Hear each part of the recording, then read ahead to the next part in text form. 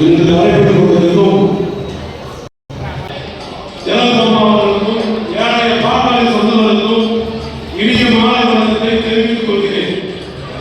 பாடம் பழக்கம் மருத்துவரையா வழிநடத்திக் கொண்டிருக்கும் நலவழிகாட்டி ஒரே கருத்தை சொல்லிட்டே இருக்காங்க.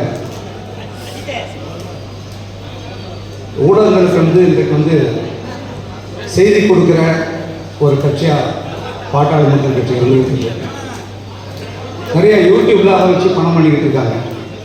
அதுக்கெல்லாம் பாட்டாளி மக்கள் கட்சி தொடங்கல.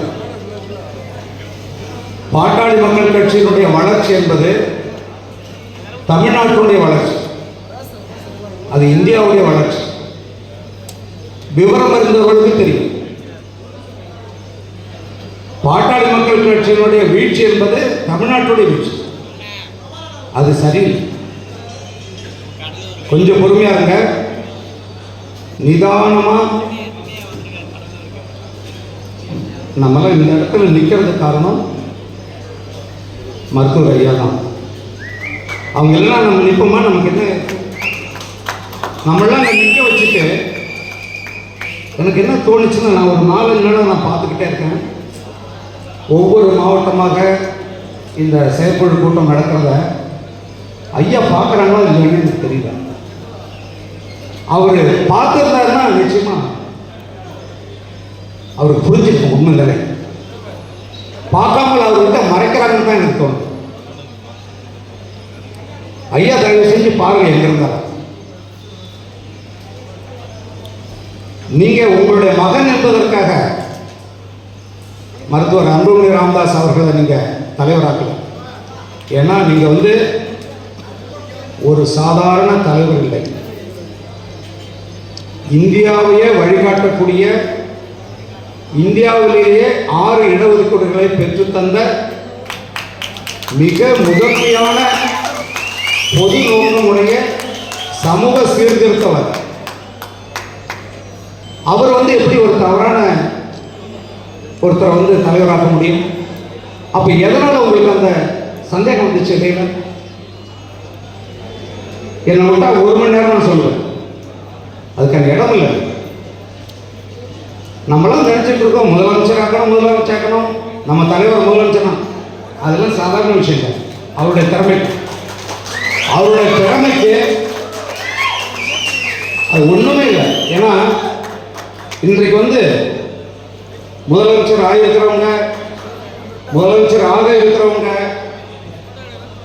இருக்கிறவங்கன்னா ஆவதற்காக தங்களை தயார்படுத்திட்டு இருக்கிறவங்க. இவங்க எல்லாரை விடவும் இந்த நாட்டின் வளர்ச்சிக்கான அனைத்து திட்டங்களையும் செயலாக்கங்களையும் தொலைநோக்கு பார்வையுடன், உலகம் தழுவிய பார்வையுடன் பார்க்கிற ஒரே ஒரு தலைவர் பாட்டாளி மக்கள் கட்சியுடைய நம்முடைய தலைவர் அன்புமணி ராமதாஸ் அவர்கள். சும்மா நான்லாம் ஒரு கட்சியிலலாம் வேட்பாளராக நிற்க மாட்டேன். ஒரு பெருமையோட நான் இருக்கேன். எப்படிப்பட்ட ஒரு தலைவர் என்னை அழைச்சாரு, அதனால தான் நாங்கள் போட்டிட்டோம். நல்லா தெரிஞ்சுங்க, தமிழ்நாடு அரசியல எதை உற்று நோக்கிட்டு இருக்கு தெரியுமா? பாட்டாளி மக்கள் கட்சி அடுத்தது என்ன செய்ய போகுதுங்கிறத பார்த்துட்டோம். வேற எந்த கட்சியும் பார்க்குறாங்க? எந்த கட்சியாலும் எந்த மாற்றத்தையும் செய்ய முடியாது. என்ன மாற்றம் செய்யுங்க? நீங்க 1000 ரூபாய் கொடுத்தா இன்னொரு கட்சி 2000 ரூபாய் கொடுக்க போகுது. இப்ப 15 மணி நேரம் சாரை கிடத்தா 4 மணி நேரம் திறந்து வச்சு போறாங்க. இதை தானே நீங்க கத்து வச்சிருக்கீங்க. 18 ஆண்டுகளாக நிதிநிதி அறிக்கைகளை கொடுக்கிற ஒரே கட்சி இந்தியாவில் யாரு? நம்ம கட்சி தான். இது பெருமைக்காக சொல்றது இல்லை. வேளாண்மைக்கு தனி நிதிநிதி அறிக்கை கொடுத்த ஒரே கட்சி இந்தியாவில் பாட்டாளி மக்கள் கட்சி. வேற வழியே இல்லாம 3-4 ஆண்டுகளாக தமிழ்நாடு அரசு பதுங்கி அதை எடுத்து வெளியிட்டு இருக்காங்க. உங்களுக்கு என்ன தனித்துவமான திட்டங்கள் இருக்கு? எல்லாருக்கும்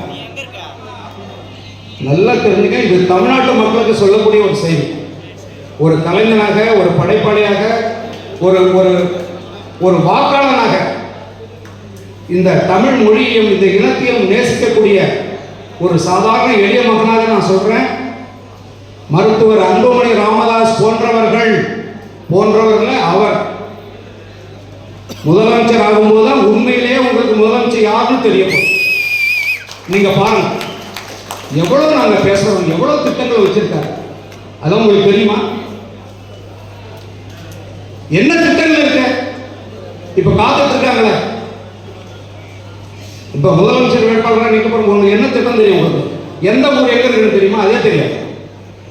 நீங்களும் முதலமைச்சர் இருக்கீங்க, அந்த கனவோட வரீங்க. ஒவ்வொரு ஊருடைய தேவை என்ன, அங்க இருக்கிற சிக்கல்கள் என்ன, அந்த மக்களுடைய அடிப்படை தேவை என்ன, இந்த அடிப்படை அரசியல் புரியாமல் நீங்களாம் வந்து கட்சி ஆரம்பிச்சுட்டு உட்கார்ந்துட்டு இருக்கீங்க. மீண்டும் மீண்டும் மீண்டும் நான் சொல்றேன், 2026 இந்த தமிழ்நாடு பழைய போக்கிலிருந்து அரசியல் போக்க மாத்தலன்னா தமிழ்நாடு எவனாலும் காப்பாற்ற முடியும். அதுக்கான ஒரே சாவி இவர்கிட்ட இருக்கு.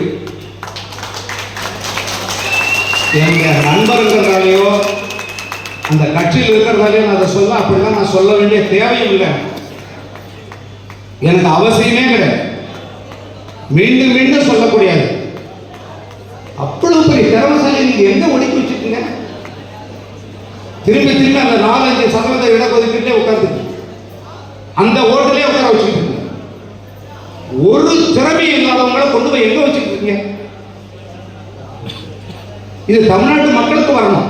பாட்டாளி மக்கள் கட்சி என்ன யாருக்காக போராடிச்சு?